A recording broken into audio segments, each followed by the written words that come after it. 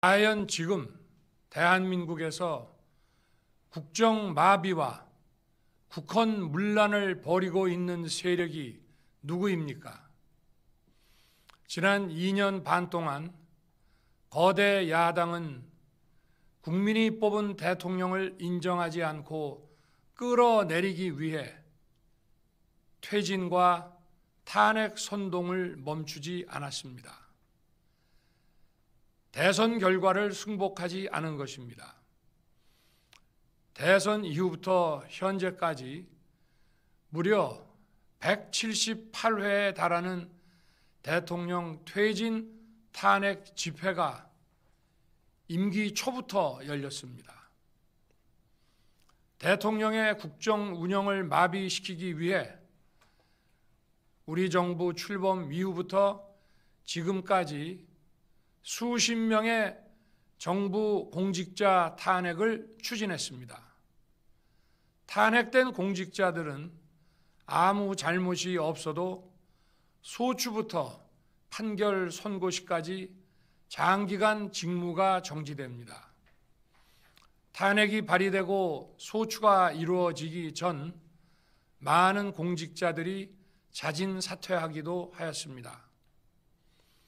탄핵 남발로 국정을 마비시켜 온 것입니다. 장관, 방통위원장 등을 비롯하여 자신들의 비위를 조사한 감사원장과 검사들을 탄핵하고 판사들을 겁박하는 지경에 이르렀습니다. 자신들의 비위를 덮기 위한 방탄 탄핵이고 공직기관과 법질서를 완전히 무너뜨리는 것입니다. 뿐만 아니라 위헌적 특검 법안을 27번이나 발의하면서 정치 선동 공세를 가해 왔습니다. 급기야는 범죄자가 스스로 자기에게 면죄부를 주는 셀프 방탄 입법까지 밀어붙이고 있습니다. 거대 야당이 지배하는 국회가 자유민주주의의 기반이 아니라 자유민주주의 헌정 질서를 파괴하는 괴물이 된 것입니다. 이것이 국정마비요, 국가 위기 상황이 아니면 무엇이란 말입니까? 이것뿐만이 아닙니다. 지금 거대 야당은 국가 안보와 사회 안전까지 위협하고 있습니다.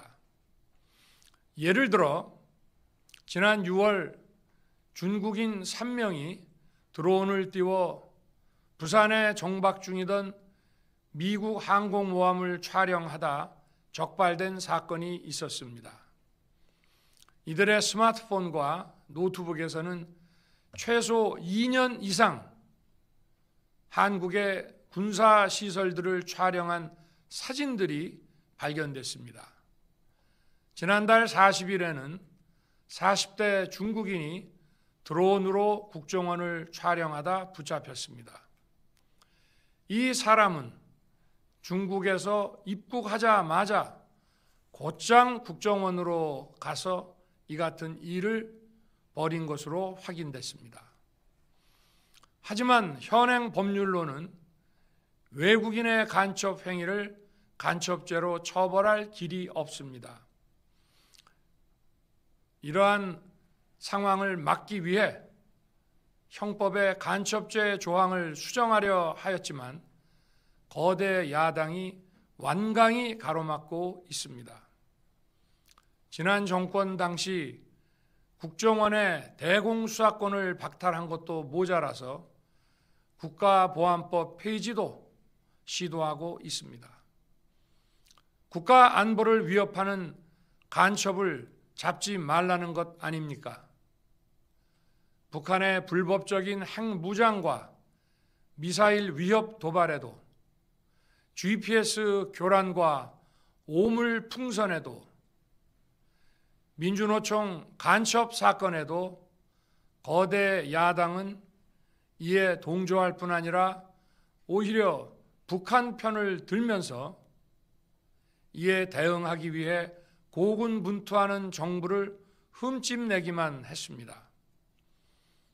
북한의 불법 핵 개발에 따른 유엔 대북 제재도 먼저 풀어야 한다고 주장합니다. 도대체 어느 나라 정당이고 어느 나라 국회인지 알 수가 없습니다. 검찰과 경찰의 내년도 특경비, 특활비 예산은 아예 0원으로 깎았습니다.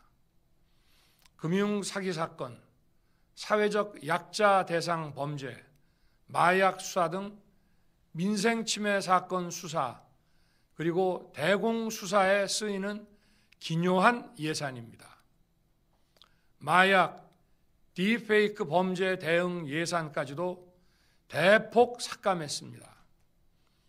자신들을 향한 수사 방해를 넘어 마약 수사, 조폭 수사와 같은 민생사범 수사까지 가로막는 것입니다. 대한민국을 간첩 천국, 마약 소굴, 조폭 나라로 만들겠다는 것 아닙니까? 이런 사람들이야말로 나라를 망치려는 반국가 세력 아닙니까? 그래놓고 자신들의 특권을 유지하기 위한 국회 예산은 오히려 늘렸습니다.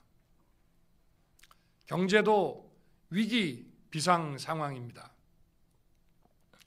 거대 야당은 대한민국의 성장 동력까지 꺼뜨리려고 하고 있습니다. 민주당이 삭감한 내년 예산 내역을 보면 잘 알 수 있습니다.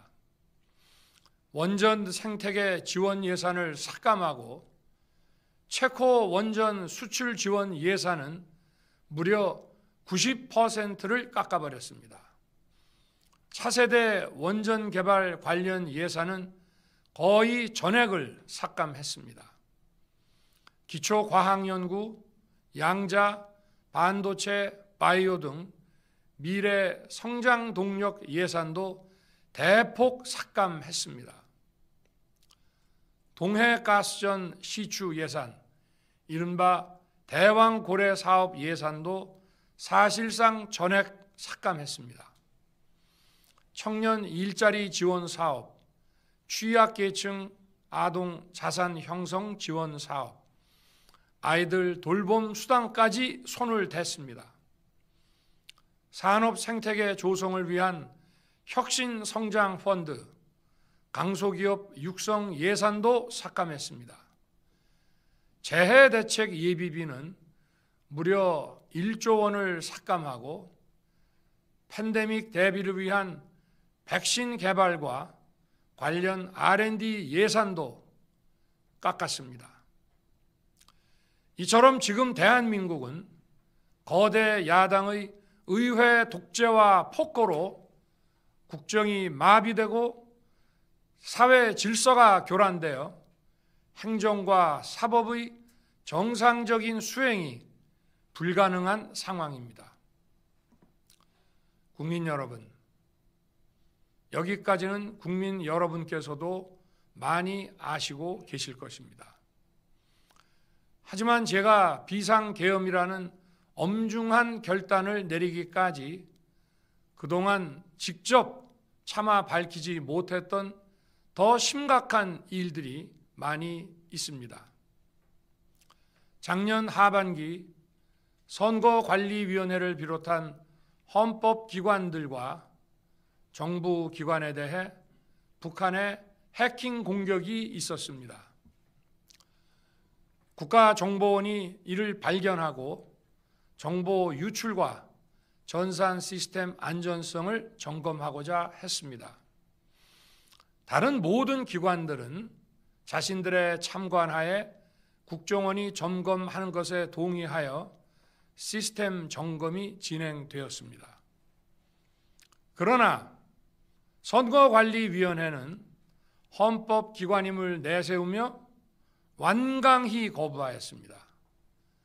그러다가 선관위에 대규모 채용 부정 사건이 터져 감사와 수사를 받게 되자 국정원의 점검을 받겠다고 한 발 물러섰습니다. 그렇지만 전체 시스템 장비의 아주 일부분만 점검에 응하였고 나머지는 불응했습니다. 시스템 장비 일부분만 점검했지만 상황은 심각했습니다. 국정원 직원이 해커로서 해킹을 시도하자 얼마든지 데이터 조작이 가능하였고 방화벽도 사실상 없는 것이나 마찬가지였습니다. 비밀번호도 아주 단순하여 1, 2, 3, 4, 5 같은 식이었습니다. 시스템 보안관리 회사도 아주 작은 규모의 전문성이 매우 부족한 회사였습니다. 저는 당시 대통령으로서 국정원의 보고를 받고 충격에 빠졌습니다. 민주주의의 핵심인 선거를 관리하는 전산 시스템이 이렇게 엉터리인데 어떻게 국민들이 선거 결과를 신뢰할 수 있겠습니까? 선관위도 국정원의 보안 점검 과정에 입회하여 지켜보았지만 자신들이 직접 데이터를 조작한 일이 없다는 변명만 되풀이할 뿐이었습니다. 선관위는 헌법기관이고 사법부 관계자들이 위원으로 있어 영장에 의한 압수수색이나 강제 수사가 사실상 불가능합니다. 스스로 협조하지 않으면 진상규명이 불가능합니다. 지난 24년 4월 총선을 앞두고도 문제 있는 부분에 대한 개선을 요구했지만 제대로 개선되었는지는 알 수 없습니다. 그래서 저는 이번에 국방장관에게 선관위 전산 시스템을 점검하도록 지시한 것입니다. 최근 거대 야당 민주당이 자신들의 비리를 수사하고 감사하는 서울중앙지검장과 검사들, 헌법기관인 감사원장을 탄핵하겠다고 하였을 때 저는 이제 더 이상은 그냥 지켜볼 수만 없다고 판단했습니다. 뭐라도 해야 되겠다고 생각했습니다. 이들은 이제 곧 사법부에도 탄핵의 칼을 들이댈 것이 분명했습니다. 저는 비상계엄령 발동을 생각하게 되었습니다. 거대 야당이 헌법상 권한을 남용하여 위헌적 조치들을 계속 반복했지만 저는 헌법의 틀 내에서 대통령의 권한을 행사하기로 했습니다. 현재의 망국정 국정마비 상황을 사회 교란으로 인한 행정사법의 국가기능 붕괴 상태로 판단하여 계엄령을 발동하되 그 목적은 국민들에게 거대 야당의 반국가적 패악을 알려 이를 멈추도록 경고하는 것이었습니다. 그럼으로써 자유민주주의 헌정질서의 붕괴를 막고 국가 기능을 정상화하고자 하였습니다. 사실 12월 4일 계엄 해제 이후 민주당에서 감사원장과 서울중앙지검장 등에 대한 탄핵안을 보류하겠다고 발표하여 짧은 시간의 계엄을 통한 메시지가 일정 부분 효과가 있었다고 생각했습니다. 그러나 이틀 후 보류하겠다던 탄핵 소추를 그냥 해버렸습니다. 비상계엄의 명분을 없애겠다는 뜻이었습니다. 애당초 저는 국방장관에게 과거의 계엄과는 달리 계엄의 형식을 빌려 작금의 위기 상황을 국민들께 알리고 호소하는 비상조치를 하겠다고 했습니다. 그래서 질서 유지에 필요한 소수의 병력만 투입하고 실무장은 하지 말고 국회의 계엄 해제 의결이 있으면 바로 병력을 철수시킬 것이라고 했습니다. 실제로 국회의 계엄 해제 의결이 있자 국방부 청사에 있던 국방장관을 제 사무실로 오게 하여 즉각적인 병력 철수를 지시하였습니다. 제가 대통령으로서 발령한 이번 비상조치는 대한민국의 헌정 질서와 국헌을 망가뜨리려는 것이 아니라 국민들에게 망국의 위기 상황을 알려드려 헌정 질서와 국헌을 지키고 회복하기 위한 것입니다. 소규모이지만 병력을 국회에 투입한 이유도 거대 야당의 망국적 행태를 상징적으로 알리고 계엄 선포 방송을 본 국회 관계자와 시민들이 대거 몰릴 것을 대비하여 질서 유지를 하기 위한 것이지 국회를 해산시키거나 기능을 마비시키려는 것이 아님은 자명합니다. 300명 미만의 실무장하지 않은 병력으로 그 넓디 넓은 국회 공간을 상당 기간 장악할 수 없는 것입니다. 과거와 같은 계엄을 하려면 수만 명의 병력이 필요하고 광범위한 사전 논의와 준비가 필요하지만 저는 국방장관에게 계엄령 발령 담화 방송으로 국민들께 알린 이후에 병력을 이동시키라고 지시했습니다. 그래서 10시 30분 담화 방송을 하고 병력 투입도 11시 30분에서 12시 조금 넘어서 이루어졌으며 1시 조금 넘어 국회의 계엄 해제 결의가 있자 즉각 군 철수를 지시하였습니다. 결국 병력이 투입된 시간은 한두 시간 정도에 불과합니다. 만일 국회 기능을 마비시키려 했다면 평일이 아닌 주말을 기해서 계엄을 발동했을 것입니다. 국회 건물에 대한 단전 단수 조치부터 취했을 것이고 방송 송출도 제한했을 것입니다. 그러나 그 어느 것도 하지 않았습니다. 국회에서 정상적으로 심의가 이루어졌고 방송을 통해 온 국민이 국회 상황을 지켜보았습니다.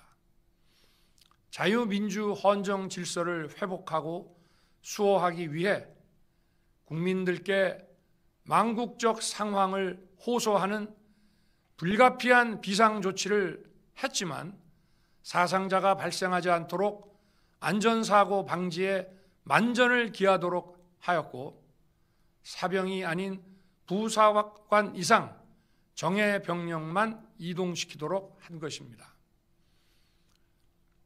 저는 이번 비상계엄을 준비하면서 오로지 국방장관하고만 논의하였고 대통령실과 내각 일부 인사에게 선포 직전 국무회의에서 알렸습니다.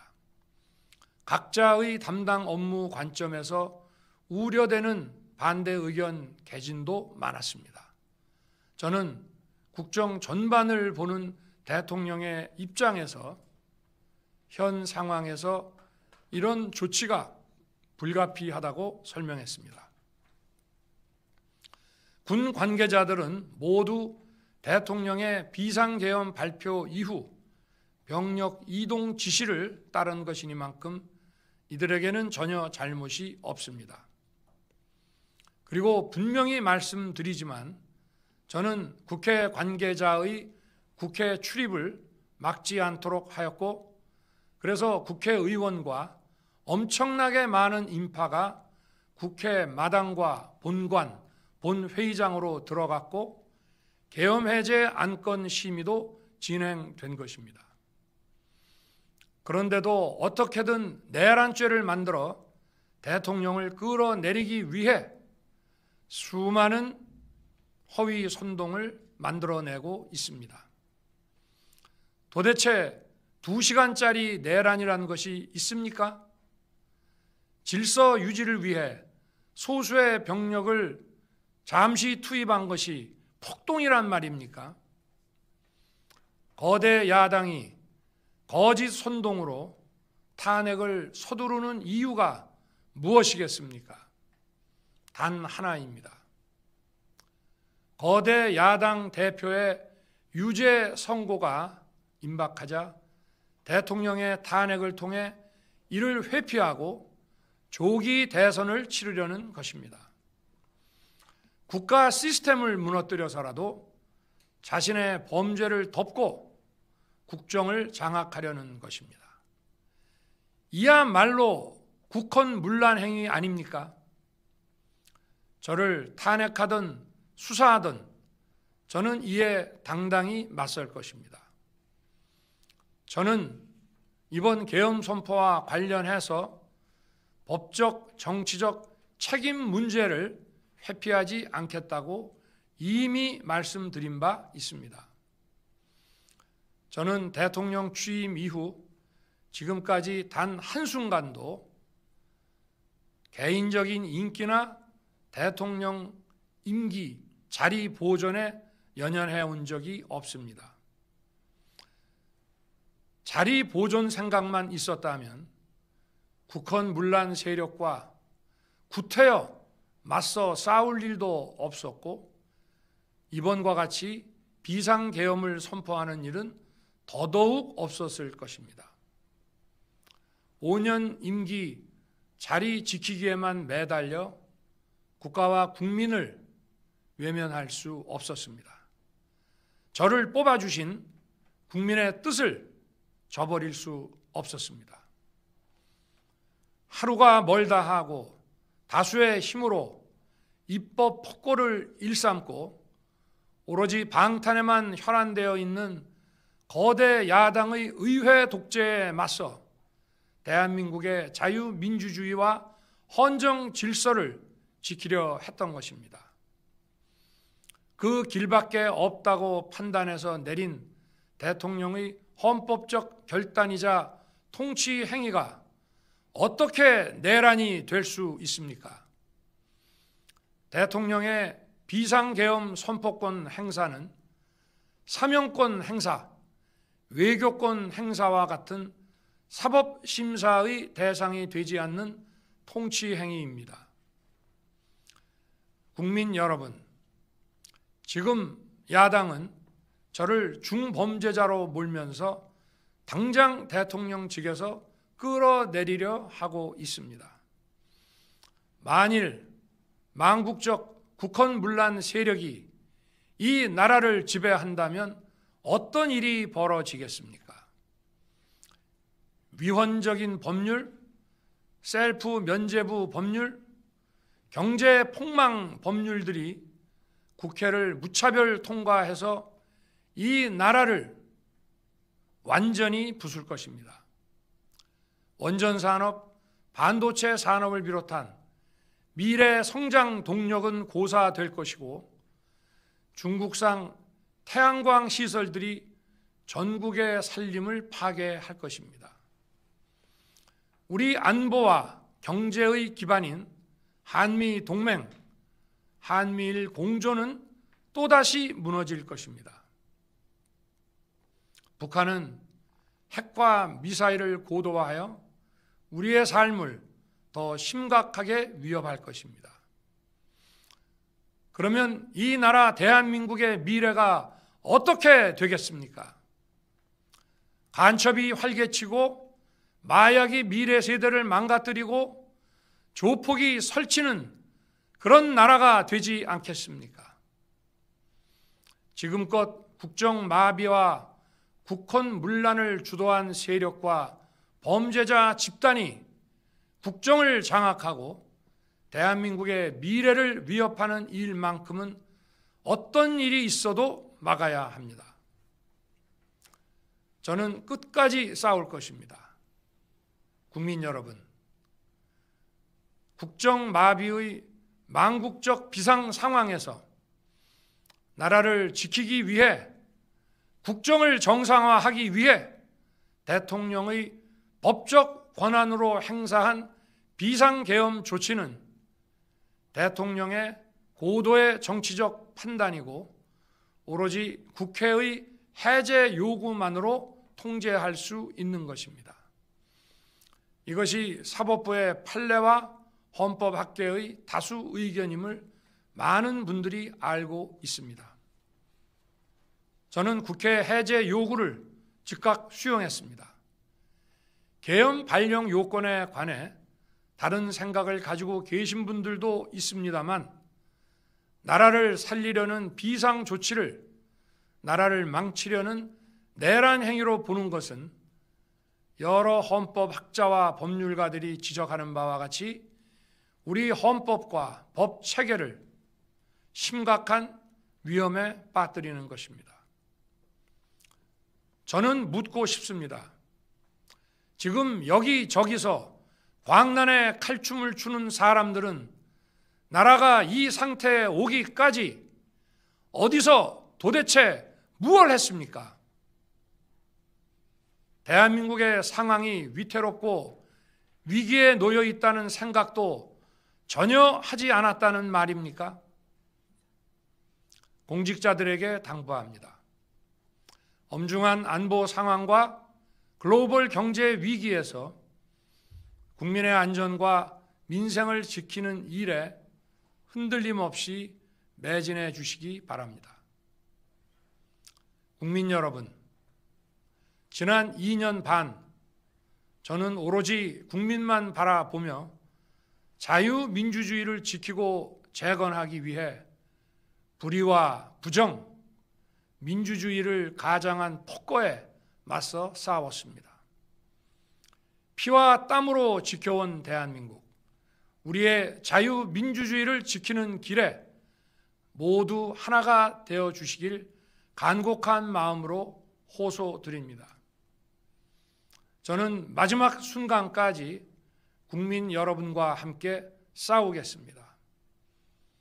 짧은 시간이지만 이번 계엄으로 놀라고 불안하셨을 국민 여러분께 다시 한번 사과드립니다. 국민 여러분에 대한 저의 뜨거운 충정만큼은 믿어 주십시오. 감사합니다.